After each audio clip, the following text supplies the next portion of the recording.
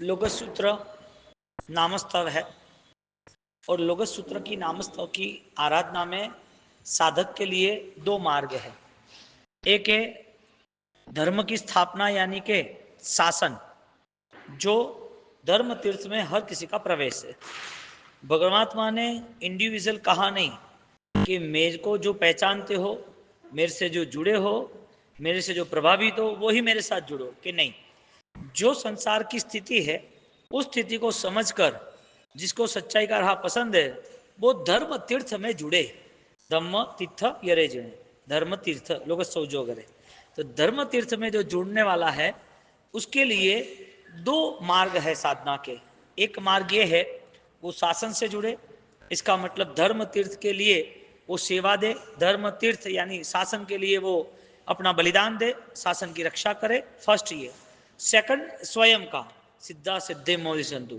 First में व्यवहार बताया, लास्ट में निश्चय बताया।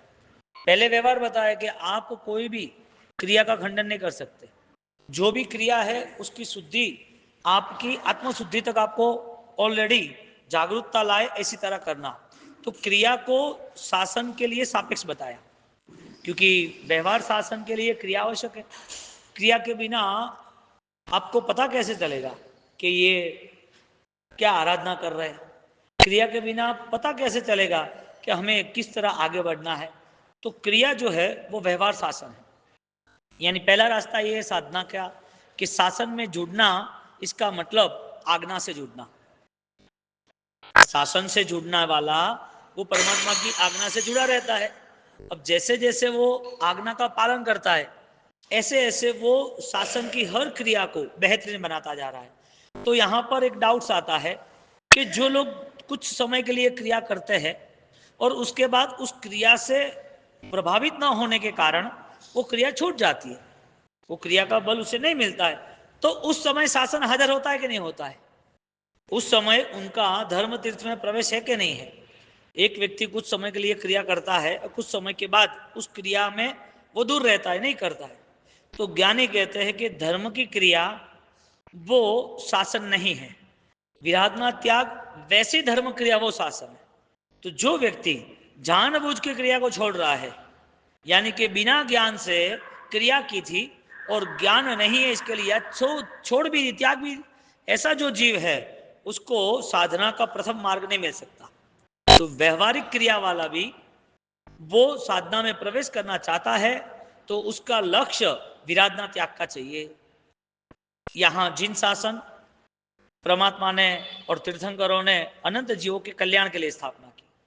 अब जो जिन शासन की स्थापना हुई इसमें कोई व्यक्ति विशेष नहीं है, कोई क्रिया विशेष नहीं है और कोई लगाव कसाय विशेष भी नहीं है। धर्म तीर्थ की स्थापना एक ही बेस से हुई, कित्तीय वंदीय महिया, कीर्तन करेंगे, वंदन करेंगे और महिमा गाएंगे। ये तीनों चीज उपनेवा विगिमेवा धुएवा जैसी है कि कीर्तन मुझे करना ही है तो वो कीर्तन लगातार रहना चाहिए। मेरी वंदना एक बार हुई है तो वो वंदना इतने भावपूर्वक हुई है कि उस वंदन से बंधन मुक्त होना चाहिए। और फिर महिमा, कित्तीय वंदीय महिमा, महिमा मैंने ऐसी गाई है कि मुझे असर बार बार हो रही है। जैसे मैं परमात्मा के सामने खड़ा रह गया, जैसे प्रभु ने बताई आज्ञा से क्रिया करनी शुरू की, मेरा आनंद समाता ही नहीं है। मेरी आंतरिक शक्तियों का बल दिन प्रतिदिन बढ़ता जा रहा है, क्योंकि जेहे लोगोत्तमा सिद्धा आरोग्य वो ही लाभम। यदि तीर्थ रामे पश्यंतु, तीर्थंकर की कृपा पानी है तो कित्तीय वंदनीय मैया फिक्स है। इन तीन चीजों से जो जुड़ा है कित्तीय वंदनीय मैया, उसको ऑलरेडी आगे क्या भाव है, आगे क्या दृष्टि है, क्यों ये तीनों चीजों से वो जुड़ा कि जिसके वो बार बार कर रहा है, क्यों इसके प्रति लगाव है। आरुग्ध वो ही लाभम समाही वर मुत्तमम। मुझे ये सारी चीजें करने से द्रव्य शासन का लाभ मिलेगा, धर्म तीर्थ की सेवा का मुझे लाभ मिलेगा। धम्म तीर्थ ये जिन्हें जो धर्म तीर्थ में धर्म का तीर्थ स्थापन करने वाले जो तीर्थंकर है उनके प्रति मेरी सद्भावना लगातार बढ़ती रहेगी। शासन रक्षा के लिए मुझे अवसर मिला, कित्तीय वंदीय महिया, ये तीन चीजों से। अब यहाँ पर क्रिया करने वाला वर्ग है और क्रिया का रिएक्शन आता है तो छोड़ भी देता है, ऐसा भी वर्ग है। तो यहाँ परमात्मा ने फर्स्ट टाइम से न मुझसे परिचित है वो जुड़े, या न मुझे लगावे वो जुड़े, ना तो फिर उसको मैंने कुछ दिया है और उसको लोभ की दृष्टि से, उपकार की दृष्टि से जुड़े। तीर्थ में जुड़ना है तो एक ही शर्त है, तारे ते तीर्थ। जो तीर्थ मुझे अपने आत्मबल को बढ़ाने वाला मिले चाहिए।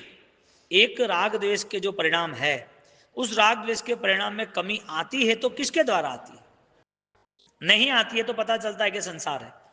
परिणाम राग द्वेष के नहीं बदलते तो पता चलता है कि संसार में बहुत सारी कंडीशन ऐसी है जिसमें रिएक्शन आता है, मेरा पराया सामने आ जाता है, तो समझा जाता है कि ये सारी चीजें पास्ट कनेक्ट है, पूर्व भाव से जुड़ी हुई है और सब जीवों में दिखती है। तो जो दोष दृष्टि है राग द्वेष से, उसका तो कारण पता चलता है कि भाई ये संसार है, उस संसार में सारी स्थितियां दिख रही है। तो ज्ञानी यहाँ अंतर मन तक ले जाता है कि शासन की सेवा का सर्वश्रेष्ठ बलिदान स्वयं के लिए सिद्धि होनी चाहिए, स्वयं की साधना की सिद्धि निरंतर रहे, ऐसा रास्ता खोजना चाहिए। अब यहाँ पर कितने वंद्य मैया जे हे लोग सोत्मा सिद्धा आरोग्य वो ही लाभम, जे लोग सोत्मा सिद्धा से अन्य सिद्ध भगवंतो, अनंत सिद्ध भगवंतो, उनकी ऑलरेडी स्थिति हम देख रहे हैं।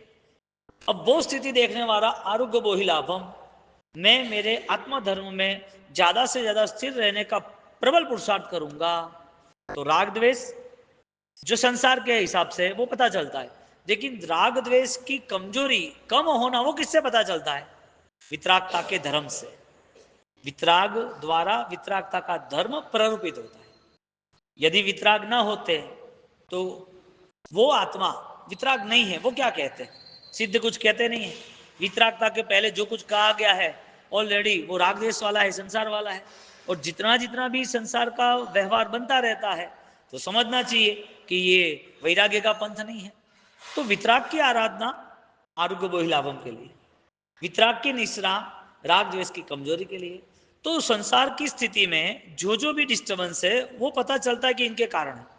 कोई व्यक्ति आग के करीब बैठा है तो पता चलता है कि वो बैठने वाला ऑलरेडी गर्मी महसूस कर रहा है, लेकिन बर्फ से गर्मी कैसे होती है? बर्फ तो ठंडा है, बर्फ से उष्णता लगती है तो यहाँ लगती है। जो बर्फ खा रहा है उससे शरीर में हीट बढ़ जाती है। तो जो बाहर की अग्नि वो पता चलती है, अंदर अग्नि बढ़ रही है उसका कारण बर्फ है, वो सोच सकता है? नहीं सोच सकता है। ऐसा है, बाहर से दुनिया से राग द्वेष ऑलरेडी कनेक्ट हो रहे, वो पता है। और वो कनेक्ट होने की वजह है कि पूर्व के संस्कार है, ये भी हमें दिख रहा है, प्रूफ है। लेकिन आंतरिक बल परिवर्तित हुआ है, अंतर्मल में राग द्वेष कम हुए हैं, वो किसके आधार पर? यहाँ धम्म तीर्थ येरे जिने, धर्म की स्थापना करने वाले तीर्थंकर की यहाँ हमें प्रतीति होती है कि मेरे राग द्वेष कम करने वाले यदि कोई आधारभूत तत्व हो तो वो है देव, गुरु और धर्म। उसके अलावा कहीं राग द्वेष कम हो ऐसा कोई रास्ता बताओ, ऐसा कोई व्यक्ति बताओ, ऐसी कोई आस्था बताओ, ऐसा कोई मार्ग बताओ, ऐसी कोई आराधना बताओ। इनको छोड़ के राग द्वेष कम करके बताओ। क्योंकि देव और गुरु ज्ञानमय है और धर्म बिना ज्ञान से वंचित है। देव गुरु कौन है? परम चेतना, ज्ञान की सामर्थ्यता है। और वो देव गुरु जो ज्ञान संपन्न ज्ञानमय है, वो देव गुरु जो धर्म का प्रवाह प्रवाहित करते हैं, वो धर्म कौन सा है? ज्ञानमय धर्म है। तो जिन जिन आराधकों ने, जिन जिन साधकों ने अपनी साधना पूर्ण की, उनका मुख्य उद्देश्य ये था कि ज्ञान ही मोक्ष का कारण है। ज्ञान के बिना, सम्यक ज्ञान के बिना सब अधूरा है। धर्म किसे कहेंगे? आप सत्ता रहे आप उमा, ऐसा शब्द लिखा है। धर्म नवी दिए पर जंतु ने, धर्म किसी को तुम दे नहीं सकते। पीछे रखा आप सत्ता रहे आप उमा। आप सत्ता रहे आप मां यानी के तुम्हारे अलमारी में जो कुछ है वो तुम्हें पता है, तुम्हारे पास चाबी है। अब तुम्हें चाहिए तो तुम ऑलरेडी खुद ही खोल के खुद ही ले सकते हो। किसी और को तुम कुछ भी कहोगे कि लेके आ जा, जा चला जा, यूं ही देख ले, बोलेगा लॉक ये नहीं खुल रहा है, मुझे पता नहीं चल रहा है कि कौन सा ड्रेस है, कौन सी ज्वेलरी है, क्या चीज मुझे लानी है, पता नहीं चल रहा है। आप सत्ता रहे आप मां, मेरे में जो सत्ता भाव से अनंत गुण जो बसे हुए हैं, अनंत गुण का जो अधिकार है वो खुद ही अनुभव कर सकता है। मैंने बोल दिया आपने सुन लिया। तो शब्द का व्यवहार हमें अनुभूति में नहीं ले जाता। शब्द से हम कोई अध्यात्म को स्थिर नहीं कर सकते, क्योंकि शब्द के आगे भी शब्द बोध में आगे बढ़ना है, शब्द बोध घुटना पड़ेगा। ये ज्ञान के बिना संभव ही नहीं है। अब जिन जिन आराधकों ने वितरागता का धर्म अपनाया है, उसका सबसे पहले अनुष्ठान बनता है, मैं मेरी मन की शुद्धि को लगातार बढ़ाते रहूं। क्रिया की शुद्धि में पता नहीं है कि 20 साल में क्रिया बदल भी जाए, 25 साल में बदल भी जाए, तो मार मार के धर्म परिवर्तन करा दे। तो बहुत सारे लोग यहाँ 200 साल पहले हुआ है, इस एरिया में 200-250 साल पहले धर्म परिवर्तन हुआ था। एक तुम इस ईश्वर को नहीं मानना, इस ईश्वर को मानोगे। तुम्हें ऐसा उपवास नहीं करना, ऐसा उपवास करना। तुम्हें ऐसे भक्ति नहीं करनी, ऐसे भक्ति करनी। तुम्हारी रहन सहन में ये सारी सिस्टम सेट करो, ये चेंज करो। तो धर्म करो, लेकिन इस हिसाब से करो। ये समझा समझा के धर्म परिवर्तन करा दिए। और आज होते हैं बहुत सारे धर्म परिवर्तन, नहीं होते? होते हैं।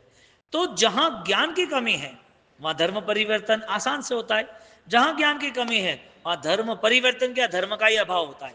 सच्चा धर्म तो बहुत दूर की बात है। तो जहां चेतना का आविर्भाव होता है वो चैतन्य स्वरूप से होता है। तो जो आत्मा का बल है उसकी पहचान के लिए वितराग के बिना कोई रास्ता हो तो बताओ। और वितराग का रास्ता यदि आत्मा की पहचान, आत्मा का बल निर्मित कर सकता है, आत्मा के बल में हमें अनुभव में ले जा सकता है, तो उस मार्ग से हम दूर है कि नजदीक है। हमने शुरुआत की कि लोगस सूत्र में 2 साधना है। एक साधना जिन शासन के प्रति समर्पित, दूसरी साधना स्वयं के भावों के प्रति जागरूक। एक तरफ समर्पित, एक तरफ जागरूक। समर्पित रहने वाला क्रिया में समझदार तो होगा, लेकिन उस क्रिया से राग रस कैसे कम हो, वो ऑलरेडी समर्पित के साथ जागरूकता भी होगी, उस क्रिया के साथ ज्ञान भी होगा। अकेला ज्ञान कितना बलवान, अकेला गुण यानी ज्ञान, अकेली क्रिया कितनी बलवान। ये दोनों चीज अकेले रहती है तो कमजोर बन जाती है, दोनों साथ में आती तो ताकतवर बन जाती। अकेले चावल, हाँ, कंकु के साथ मिल गए तो विजय तिलक बन गया। वही चावल मुख के साथ मिल गया तो खिचड़ी बन गई। चावल तो वही है ना, संग क्या लगा, रंग क्या आया उसका। चावल के साथ खिचड़ी, चावल के साथ कंकु, तो उस चावल ने अपना अस्तित्व बदल दिया। सोने का गहना है, लेकिन पैर में पहना तो, वही गले में पहना तो, वही गहना यदि भगवान के चरणों में गया तो सोना सोना था, लेकिन नजरिया बदल गया, आनंद आ गया। एक तरफ निष्फलता बढ़ रही है भगवान को देने के बाद, एक तरफ ऑलरेडी शोभा बढ़ रही है शरीर में भी। वो भी शोभा अलग प्रकार की है कि पायल बनाते हैं तो वो सोना पैर में रहता है, वही सोना गले का हार बनता है तो और शोभा बढ़ा देती है। पायल इतनी दिखती नहीं है जितना गहना गले का दिखता है। यहां पर क्रिया करने वाले वर्ग को ऑलरेडी अपने आप में समर्पित और जागृति दोनों चाहिए, अकेला नहीं चाहिए।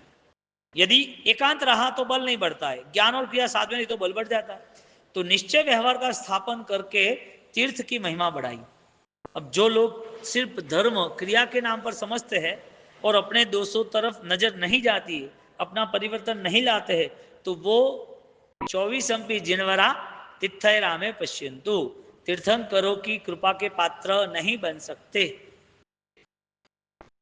एक व्यक्ति राजा बना तो वो राजा की तरह जी रहा है ना, उसके पास ऑलरेडी धन है तो वो दान दे सकता है, उनके पास सेना है तो युद्ध कर सकता है, उसके पास पावर है तो ऑर्डर भी कर सकता है, वो ऑलरेडी हेल्दी है, एकदम फिट है, क्योंकि वो अच्छा खाता पीता रहता है। एक राजा की ये क्वालिटी है। वो राजा यदि किसी उसके बलवान राजा को देखे तो उसके मन में क्या आएगा कि राजा की कैपेसिटी क्या है। एक संपन्न व्यक्ति जिसके पास 100 करोड़ है, उसको दूसरा व्यक्ति संपन्न मिले तो उससे चर्चा क्या करेगा, कौन सा बिजनेस है, कौन सी कंपनी है, क्या वेल्थ है, कितने आदमी है, कितना टर्नओवर है। संपन्न आदमी उससे यही बात करेगा, ज्ञानी से ज्ञानी मिले करे ज्ञान की बात। जो ज्ञानवान बनना चाहता है वो केवल ज्ञानी को देखकर वो अपने ज्ञान को ताकतवर बनाएगा। बात यह हो रही है कि अनुष्ठान करने के बाद तीर्थयरा में पश्यन्तु, तीर्थंकरों की कृपा के पात्र बन सकते हैं कि नहीं। एक साधक समर्पित होता है या जागरूक होता है, सिर्फ ज्ञानवान होता है कि क्रियावान भी होता है, दोनों तरफ है ना। ज्ञान अकेली नहीं है, क्रिया अकेली नहीं है। ज्ञान और क्रिया साथ में रहते हैं तो मुक्ति की निश्चितता बढ़ जाती है, निकटता बढ़ जाती है। ज्ञान न क्रियाभ्याम मोक्ष।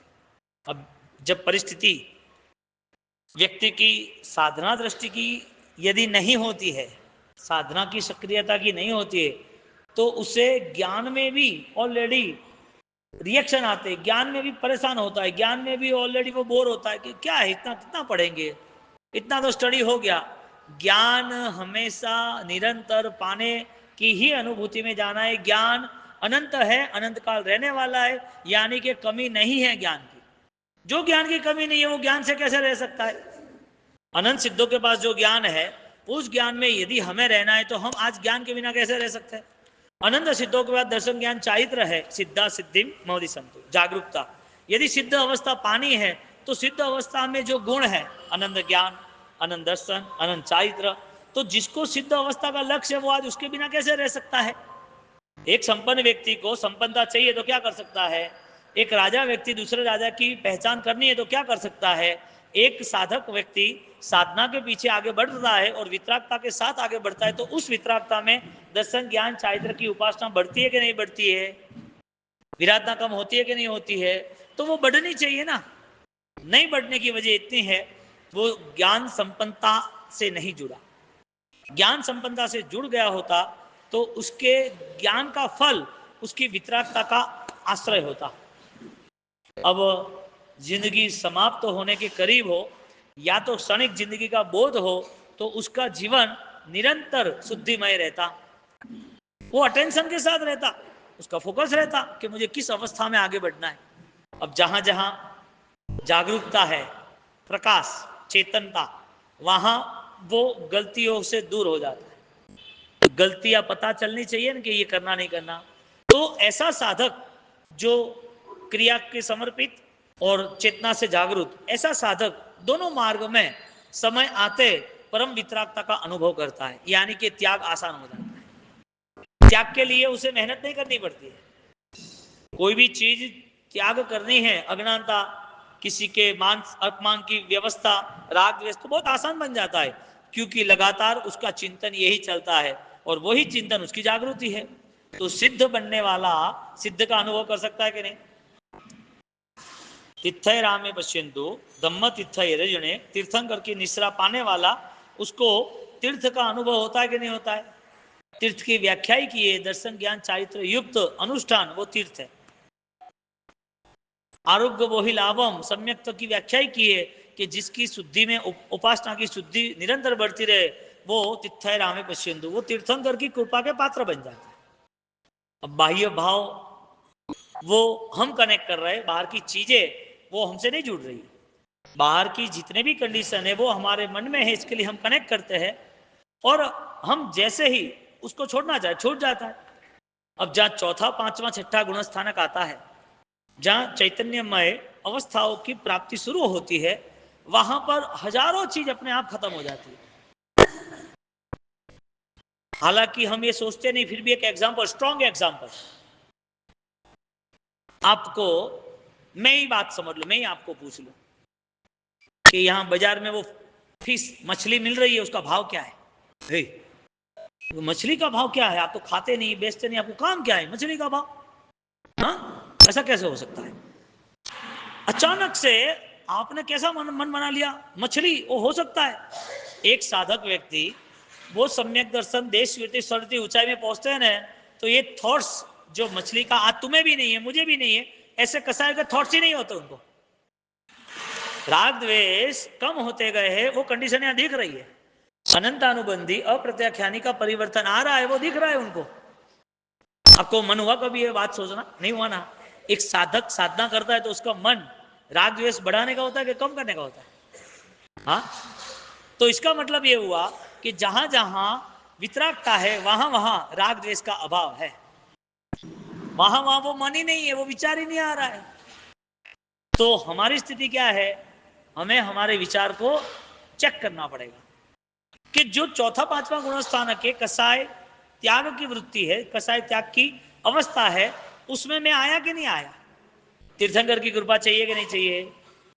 इत्थैरा में पश्यंतु, धम्म तीर्थ है जिन्हें चाहिए कि नहीं चाहिए, तो रास्ता एक ही है, उस विचारों से मुक्त होना पड़ेगा और उस ध्यान में आगे बढ़ना पड़ेगा। एक छोटी सी चीज भी आपके मगज में है ही नहीं इतने सालों से, कभी आने वाली भी नहीं, याद नहीं, कभी भी कभी नहीं आने वाली। तो जो साधक है उसकी मानसिक स्थिति, उसकी भाव की स्थिति ऐसे आगे बढ़ती है। तो जहां मान सम्मान अपमान, अपने पास पुण्य के उदय से सुख आया, पुण्य चला गया, सुख चला गया, अपनी अनुकूलताएं मिली न मिली, ये सारी चीजें तीर्थंकर के मार्ग में नहीं होती है। ऐसा ही थोड़ी सस्ता आरोग्य बहिलाभों में सम्यक दर्शन ऐसा ही थोड़ी सस्ता है महंगा, लेकिन सस्ता चाहिए आपको तो ले लो।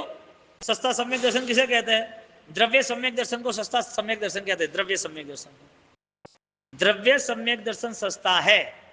क्रिया कर ली, आराधक मान लिया, तब कर लिया, आनंद आ गया, मजा आ गया, कुछ दान कर लिया तो मन राजी हुआ कि माँ बाप के नाम से कुछ दान तो कर दिया, कुछ त्याग तो कर दिया। ये सस्ता सम्यक दर्शन है, इसे व्यवहार का सम्यक दर्शन कहते हैं। क्योंकि इस सम्यक दर्शन में सिर्फ फिजिकल मूवमेंट ही है। इस सम्यक दर्शन में परायों से सारी चीजें जुड़ी हुई है, परायों से। शरीर हमारा नहीं, पैसा हमारा नहीं मन भी चला जाएगा, संन्यावस्था, मन भी हमारा नहीं। उसका उपयोग कर करके हम सोच रहे हैं कि हमारे जीवन में सम्यक आराधना हो रही, हम ऐसा सोच रहे हैं। ये सारा सामान्य सम्यक दर्शन है। कड़क भाषा में कहना ना जाओ तो डुप्लीकेट सम्यक दर्शन है, डुप्लीकेट धर्म है। एक भाव से ऐसा होता है कि डुप्लीकेट धर्म, हम सब गलत है क्या करने वाले, इतना कुछ कर रहे हैं तो क्या गलत होगा? ज्ञानी गलत नहीं कर रहे, सही चीज को दोष से क्यों कर रहे हो? तुम्हें यदि खाना बनाना है तो जिसको आता है उसको पूछ लो, या तो जिसको आता है उसको दे दो। तुम्हें नहीं आता है तो तुम्हें नहीं बनाना चाहिए। यदि तुम्हें बनाना है खाना, तो उसकी सिस्टम है ना, सही ढंग से बनना चाहिए ना।